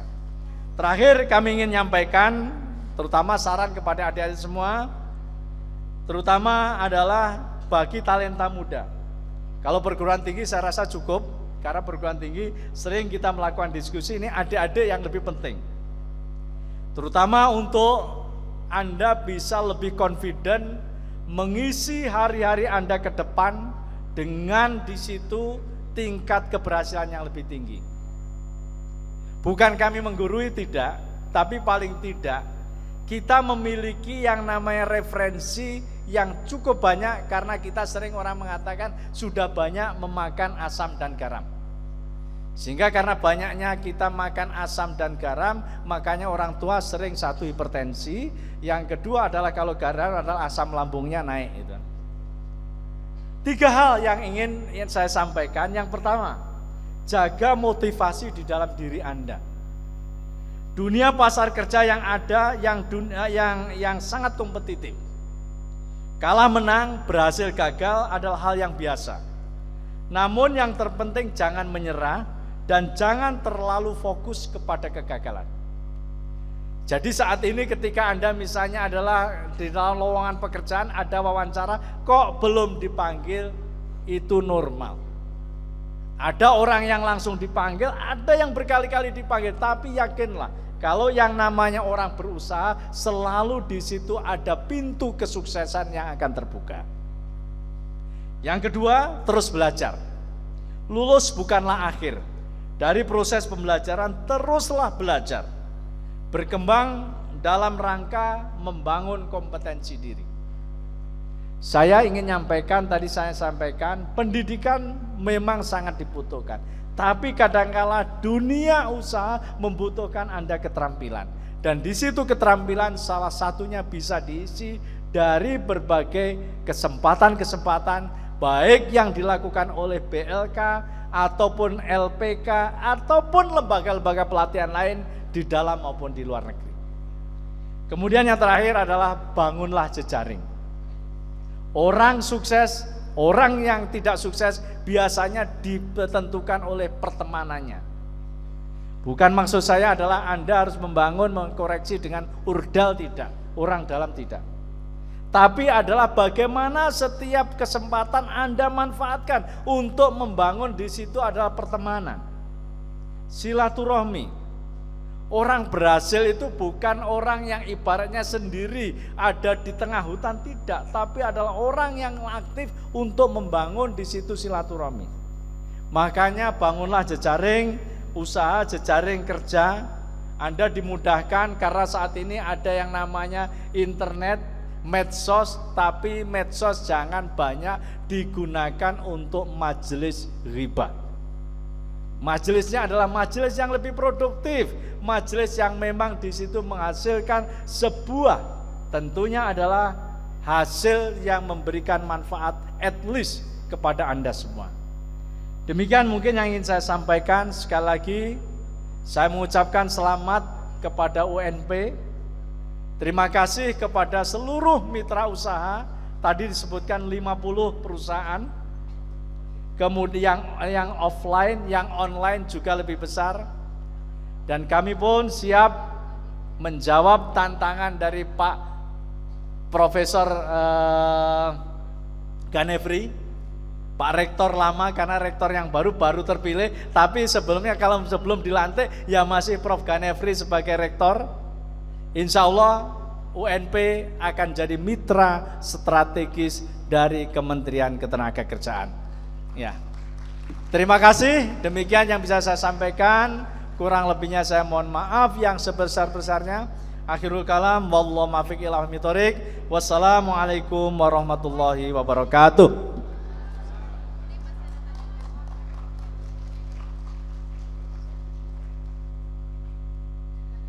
Terima kasih kita ucapkan kepada Profesor Dr. Anwar Sanusi PhD yang mana telah menyampaikan bahwa yang dibutuhkan di sekarang ini adalah bagaimana remote working dan output sehingga bisa menjawab tantangan dunia kerja ke depannya.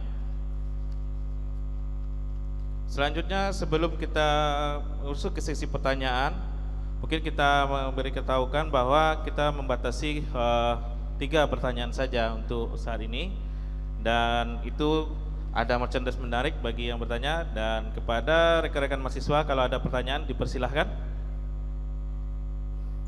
Ya, yang pakai kacamata. Ya, boleh. Sebutkan nama dari Kutas mana?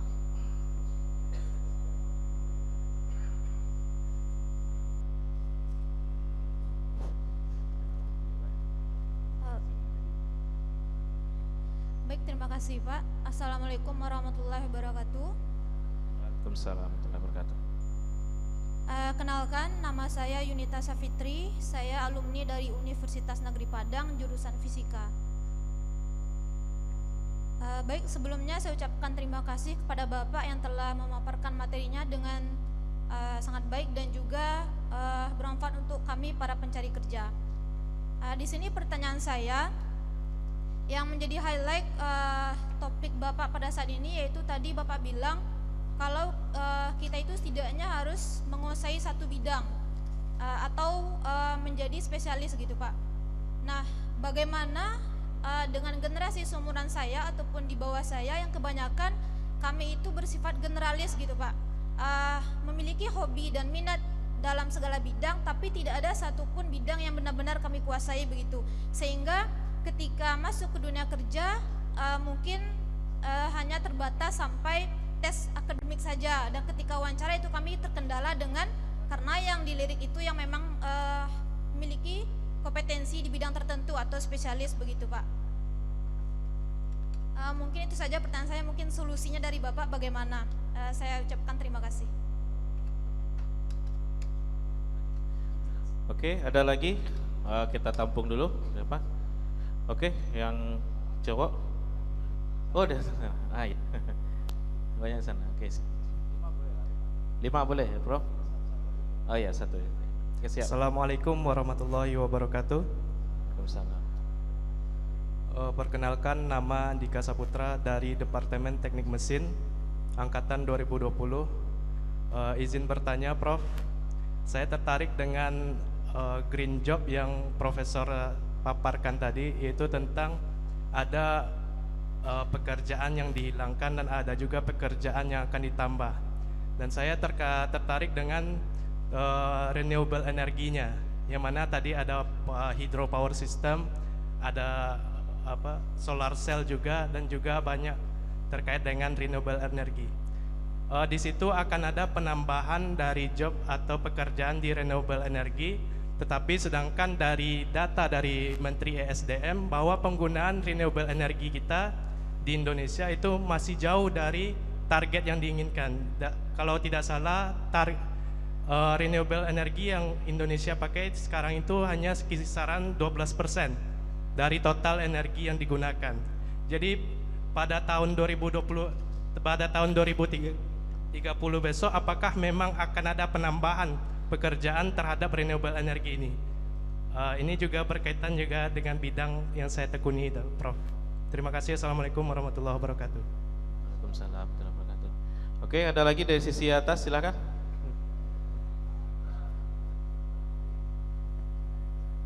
Oh ya, ada satu lagi.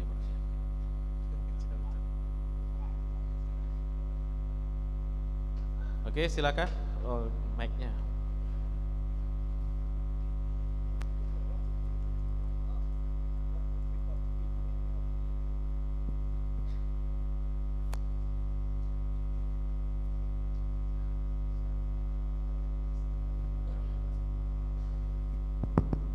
Tes 1, 2, 3. Baik Pak, izin bertanya Pak. Baik, sebelumnya perkenalkan, nama saya Dino Saputra dari jurusan Teknik Pertambangan Pak, Fakultas Teknik. Jadi pertanyaan saya itu, tadi kata Bapak semakin tahun di sektor pertanian dan sektor kehutanan itu menurun Pak, sampai 28% katanya. Jadi takutnya semakin untuk memenuhi konsumsi kita semakin untuk setiap tahunnya itu menjadi banyak Pak, terutama semakin bertambahnya penduduk Pak. Jadi bagaimana solusinya dari Bapak untuk meningkatkan di sektor pertanian Pak? Saya takutnya kalau semakin kita makin susah untuk mendapatkan konsumen atau konsumsi kita, takutnya kriminalitas kita akan meninggi Pak. Jadi banyak kejahatan, jadi negara kita bisa jadi hancur. Atau kita sama-sama ketahui di Indonesia sendiri sumber dayanya sangat banyak, tapi kenapa kita masih mengekspor impor gitu Pak, beras pun lainnya. Sekian Pak, terima kasih. Ya, terima kasih. Cukup. Satu lagi. Boleh. Oke, tepuk tangan. Yang mana Pak? Oke, yang dekat aja. Oke, silakan. Yang pakai jilbab coklat. Oh iya Bro. Oke, silakan.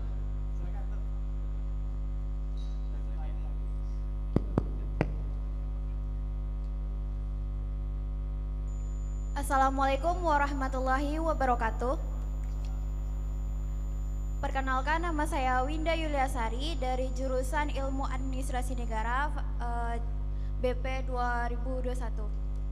Sebelumnya saya terima kasih kepada Profesor Anwar Sanusi yang telah memberikan materi terkait dengan tantangan dan peluang pekerjaan di era asosiasi saat ini.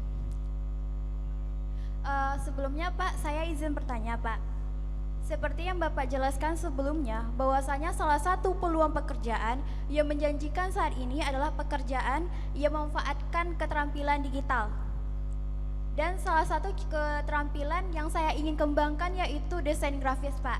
Namun terkadang sebagai mahasiswa kami memiliki terkendala, khususnya terkait dengan kebutuhan elektronik seperti HP dan laptop yang kurang memadai Pak. Jadi pertanyaan saya, bagaimanakah caranya untuk kita mengatasi tantangan tersebut agar sebagai seorang mahasiswa saya bisa menghadapi persaingan di era teknologi yang berkembang saat ini dan memiliki skill dan kompetensi yang dibutuhkan di dunia kerja. Sekian, terima kasih. Wassalamualaikum warahmatullahi wabarakatuh. Waalaikumsalam warahmatullahi wabarakatuh. Oke, satu lagi yang silakan, yang pink pakai jilbab pink.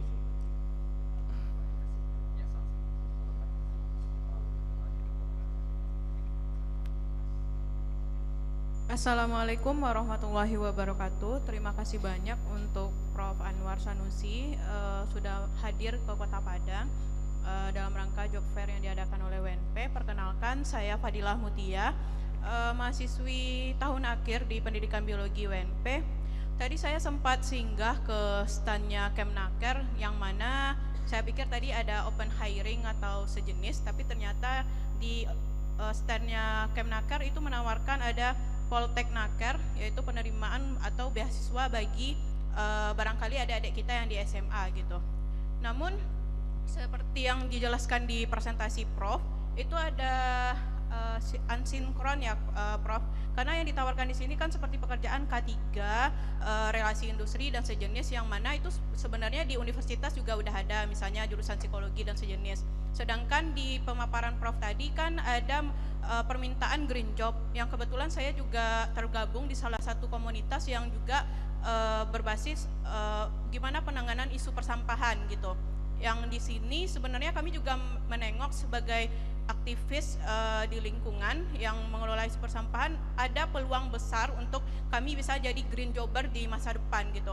Nah, pertanyaan saya, apakah kira-kira dari Kemenaker bisa memfasilitasi kami mahasiswa yang barangkali bisa ingin melanjutkan studi untuk membuka program studi yang memang benar tantangan atau jawaban dari pemenuhan kebutuhan green job di masa depan, Prof. Karena di sini kami melihat kayak sampah siapa sih yang nggak urgent banget ya Prof gitu, karena prediksinya di 2050 itu jumlah sampah akan lebih banyak ketimbang jumlah manusia Prof gitu, terutama di kelautan gitu. Nah, apakah hal ini memungkinkan menjadi concern di Kemenaker atau bagaimana? Sekian dari saya, terima kasih. Assalamualaikum warahmatullahi wabarakatuh. Waalaikumsalam.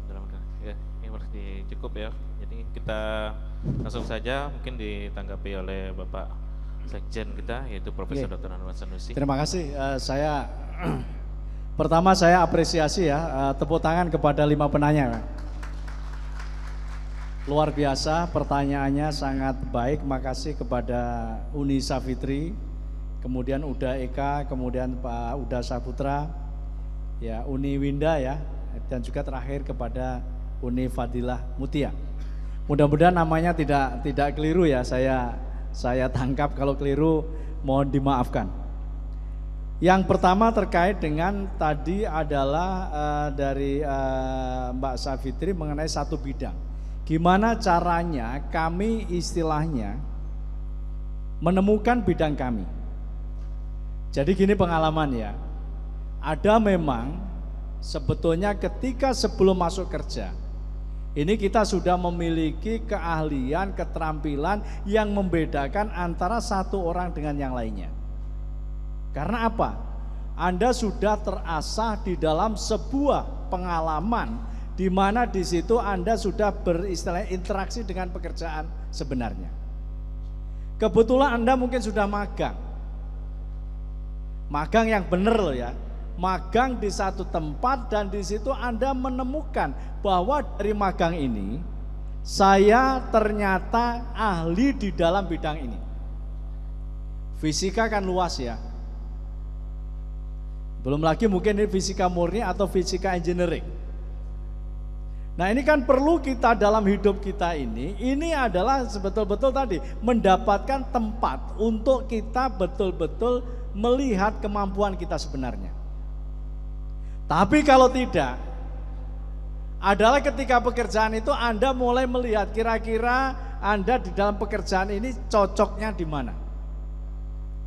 Saya adalah yang kategori kedua, Uni ya, Uni Safitri. Karena saya ketika masuk kerja ini juga nggak ngerti kira-kira keterampilan saya apa. Makanya kebijakan di dalam instansi selalu dilakukan, di situ adalah orientasi keliling unit-unit kerja yang mana di situ untuk bisa menemukan kenali dan juga akhirnya kira-kira mana itu pilihan yang harus kita ambil. Tantangannya saat ini ketika Anda melamar itu biasanya saat ini sudah jelas kira-kira Anda akan melamar di dalam keahlian apa. Contohnya kalau PNS saat ini tidak ada jabatan yang sifatnya adalah umum, misalnya ada langsung fungsional. Fungsionalnya apa? Tapi saya yakin hidup ini berproses, hidup ini berkembang. Yang penting Anda tidak pernah lelah untuk tadi menggali potensi maksimal terbaik yang itu harus Anda dimiliki. Saya pengalaman saya Bapak-Bapak sekalian, kebetulan waktu saya kuliah tahun 87 masuk itu saya masuk teknik sipil, 88 itu masuk Visipol, dua-duanya kuliah. Artinya orang kan semakin gak jelas malahan saya kan. Sipil yang satu sospol, kan gak ada bedanya, gak ada apa, jauh banget itu. Satu ngitung bangunan, yang satu ngitung orang. Untung misalnya ketika demo saya punya pengalaman sipil gimana membuat bangunan yang gampang tidak roboh. Nah ini. Karena begitu nggak jelasnya kira-kira apa namanya karir ke depan saya itu. Makanya saat ini Bapak Ibu sekalian, kami sedang mengembangkan namanya adalah LISTRAF, itu adalah labor inclusive active labor market ya. Jadi pasar kerja yang lebih inklusif, yang salah satu tugasnya adalah meneropong. Kira-kira orang setelah mungkin adalah SMP, mulai SMP, kira-kira di sini apa yang nanti akan saya pilih? Sehingga tidak akan terjadi lagi fenomena yang saat ini sering kita kenal dengan namanya mismatching. Mismatching itu apa? Tidak tepatnya antara yang namanya kebutuhan dengan yang kita miliki. Ada vertical mismatching, yang dibutuhkan hanya S1, kita memiliki S3. Berarti dua tahapan S2, S3 kita ini tidak terlalu digunakan dalam dunia kerja. Mismatching horizontal ini adalah ketidaksesuaian pekerjaan dengan latar belakang pendidikan. Kebetulan Kepala Pusat Pasar Kerja ini tidak hadir. Beliau ini adalah dari geologi, ilmu batu, sekarang jadi kepala pasar. Kan itu mismatching juga. Tapi memang hidup itu seperti itu nih. Yang penting tidak pernah lelah untuk mencari kira-kira apa sebetulnya yang terbaik, yang paling di sini yang saya memiliki kekuatan yang orang lain mungkin tidak memiliki, seperti itu. Kemudian tadi adalah Mas Uda Eka, setuju. Saya tadi adalah ketika kita bicara green job, ada yang namanya di situ critical job kemudian lose hilang. Ada yang di situ rising kemudian akan menjadi semacam di sini adalah dominating. Ada yang akan hilang, ada yang akan muncul. Salah satu memang menyangkut energi yang banyak terbarukan. Kebetulan Tuhan memberikan kita ini luar biasa kekayaan alam yang mungkin kita ini belum memanfaatkan dengan baik. Tentunya kata kuncinya tidak mungkin diselesaikan oleh satu instansi. Makanya ini sudah masuk di dalam garis kalau RPJMN, RPJP 2020-2045 yang menempatkan yang namanya renewable energy sebagai sebuah prioritas. Jadi Mas, udah mungkin bukan 12% lagi. Tadi kan adalah prosesnya akan nambah lagi sesuai tentunya adalah saya yakin adalah sesuai dengan tentunya kemampuan kita. Saya Bapak Ibu sekalian pernah melewati di situ ada Austria, sampingnya itu Hongaria. Di situ kita melewati sepanjang yang namanya di sini windmill ya. Di situ adalah windmill itu adalah kincir angin. Negara Eropa sudah banyak menggunakan itu sebagai sumber energi. Nah kita masih belum terlalu banyak, sehingga karena begitu banyak angin sehingga sering kita menjadikan masuk angin itu. Nah kemudian yang ini adalah udah bagaimana meningkatkan tadi betul create job. Tadi saya katakan mau tidak mau orang agar tidak berpikir macam-macam, maka kita harus sibukkan dengan aktivitas kegiatan atau pekerjaan. Tadi banyak sekali sebetulnya yang kalau saya mau kupas, ini tantangan tapi belum termanfaatkan dengan baik. Kebetulan saya memiliki pengalaman di Kementerian Desa.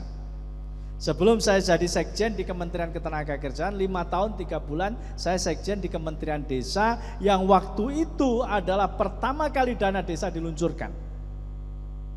Ternyata dana desa adik-adik semua 5 tahun itu untuk infrastruktur ternyata dilanjutkan infrastruktur lagi. Belum mampu, artinya belum terlalu banyak dioptimalkan untuk aktivitas ekonomi produktif. Dan ini tantangannya. Dana desa itu banyak, sudah sekitar 450-an triliun dana itu dikucurkan ke desa. dan akan dikucurkan lagi. Nah ini kalau kita tidak tadi salah satu jemput dengan menciptakan banyak aktivitas usaha, saya rasa adik-adik semua ini akan menjadi sesuatu yang sia-sia. Makanya memang gini, salah satu kunci untuk bekerja tadi saya katakan, jangan pernah berhenti untuk melakukan silaturahmi. Saya mohon maaf Pak Bu Eni dan juga Pak Kadis semuanya, pengalaman pribadi. Saya lulus tahun 93, kebetulan jadi dosen. Mohon izin kalau di Jawa dosen itu adalah ngomongnya 1 dus gajinya 1 sen. Ya enggak Pak? Ya Prof ya. Saya dosen terus kemudian kebetulan dosen di universitas bukan negeri. Nah saya melihat kira-kira apa saya pilihan ini, makanya saya ke Jakarta menemui teman-teman, ternyata banyak di situ informasi. Kalau sekarang kan nggak harus. Sekarang dengan adanya yang namanya saat ini job fair seperti ini, kemudian kalau Anda nanti adik-adik sudah mengisi login di Siap Kerja, kita selalu nanti ingin nyampaikan informasi pekerjaan. Mudah-mudahan yang namanya tadi adalah masa tunggu untuk bekerja di UNP ini tidak begitu lama itu. Winda tadi adalah Mbak Uni Winda, desain grafis luar biasa. Kalau Anda nanti misalnya Pak Eka ada nggak desain grafis di Nah ini kalau seandainya tadi ya, kalau misalnya Anda nanti tanya kepada Pak Eka, kira-kira untuk mengembangkan kompetensi desain grafis ada Balai Pelatihan Vokasi dan Produktivitas Kemnaker yang di Padang menyediakan pelatihan terkait dengan itu. Kalau ada pelatihan, biasanya di situ ada forum komunikasi lembaga pelatihan dunia usaha dengan industri, ada namanya perusahaan-perusahaan coba bangun komunikasi. Mudah-mudahan tantangan apalagi HP, laptop kecil lah itu kalau Anda sudah punya gaji besar lah itu. Terakhir, Politeknik. Ya. Jadi gini, mohon izin ya Pak Bu SD, karena memang kita Politeknik Ketenagakerjaan kebetulan Pak Prof ini direkturnya Prof Yogi ini Politeknik Ketenagakerjaan memang kita masih membuka 3. Tapi tidak sangat amat mungkin minimal pelatihan-pelatihan kami ke depan akan mengembangkan tadi adalah green jobbers. Itu adalah it a must. Ini adalah sebuah keharusan yang harus kita respon di tengah situasi yang seperti ini. Makanya insya Allah nanti terima kasih ya kepada Uni Fadilah atas masukannya luar biasa. Pak Eka, mungkin nanti di dalam rakor terkait dengan balai Direktorat Jenderal Pelatihan Vokasi, kita menawarkan yang namanya membuka. Pertama pelatihan-pelatihan yang memfasilitasi para green jobber. Terima kasih. Terima kasih, tepuk tangan semua kepada Bapak Pemimpin kita, yaitu Profesor Dr. Anwar Sanusi.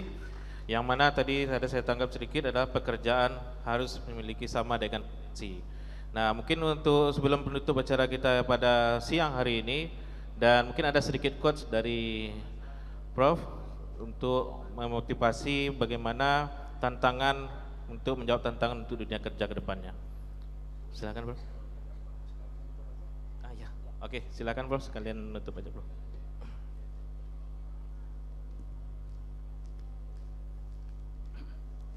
Terima kasih Bapak-Ibu sekalian, sekaligus sebetulnya ini ada acara berikutnya.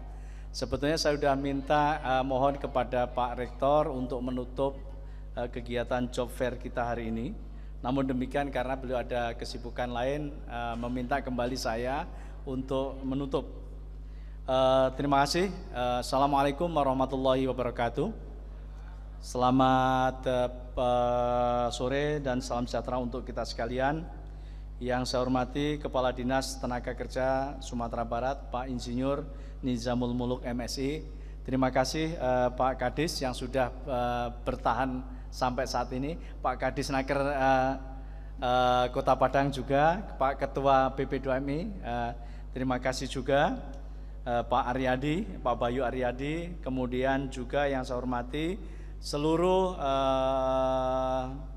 pimpinan Universitas Negeri Padang, Pak Wakil Rektor, kemudian Ibu UPT PKK ya, Ibu Eni, para dekan dan juga kolega kami Pak Prof. Yogi Yulijar dan juga Pak Eka Cahyana Adi, Kepala BVPP Padang, serta tentunya para mitra usaha kita, para perusahaan yang hadir dalam job fair kali ini, dan juga tentunya para mahasiswa yang kami cintai dan yang kami banggakan.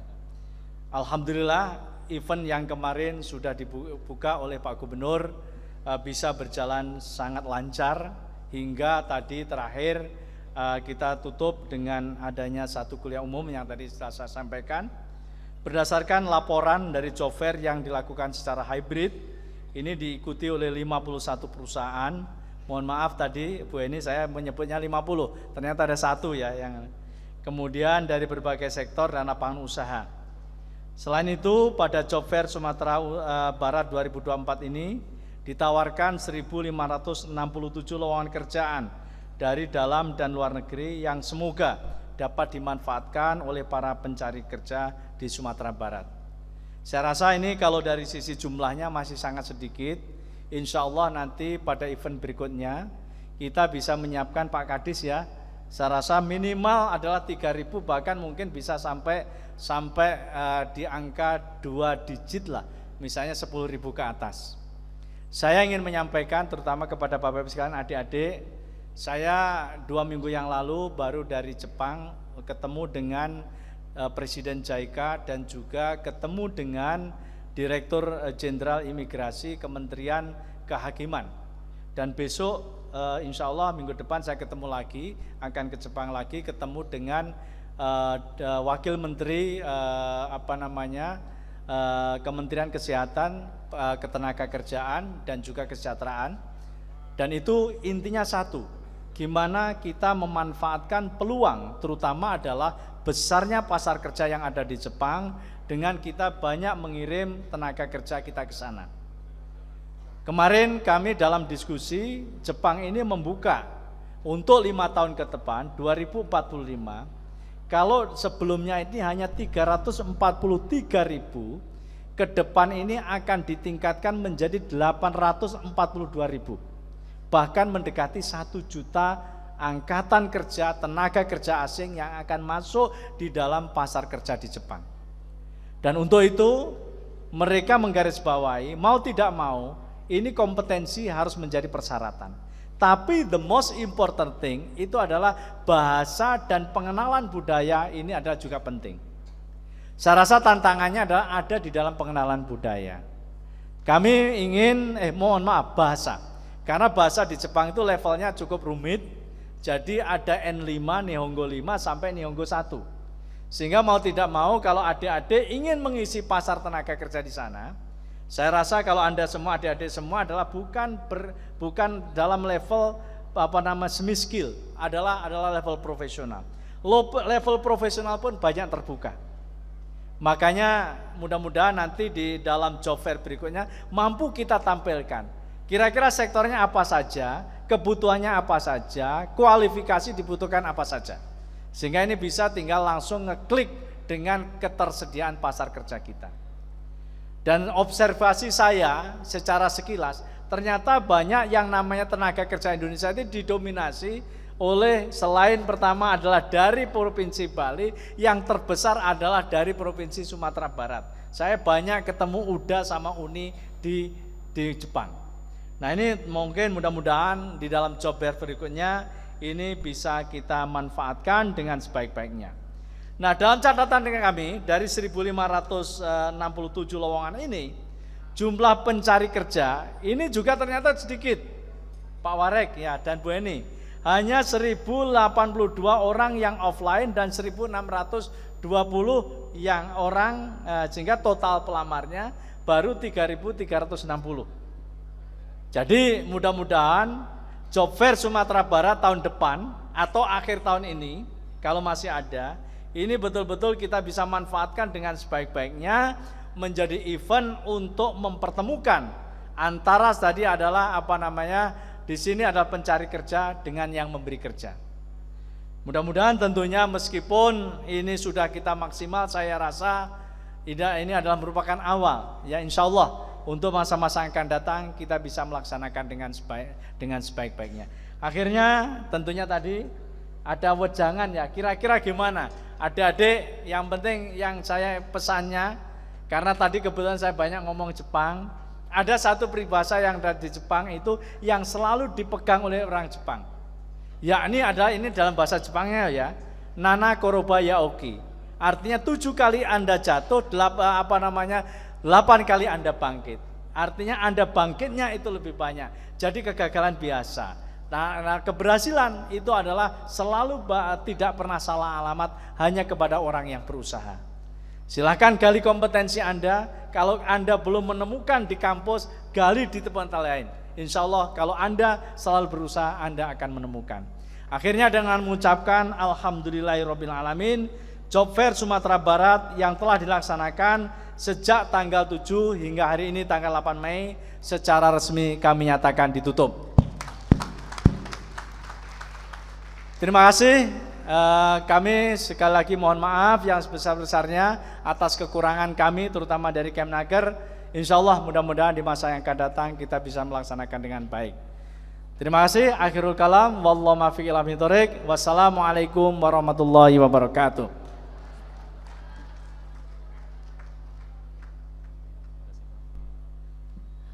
Dengan berakhirnya dan penutupan Job Fair oleh Bapak Profesor Anwar Sanusi, dan berakhir pula lah acara kita, dan saya selaku moderator Fahmil Haris, salah satu dosen Fakultas Ilmu Keolahragaan, mengucapkan maaf jika ada salah penyampaian dan salah kata, dan saya tutup. Wassalamualaikum warahmatullahi wabarakatuh.